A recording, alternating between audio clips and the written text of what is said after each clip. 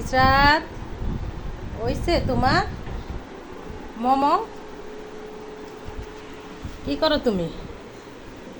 হ্যাঁ, আমি খাবো মোমো। খাবো এখন?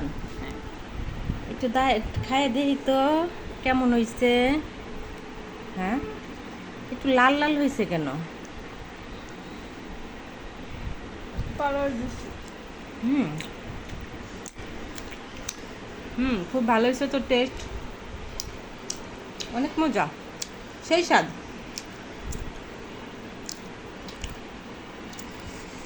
কালারটা একটু কেরম হয়েছে কিন্তু একটু টেস্ট হয়েছে অনেক।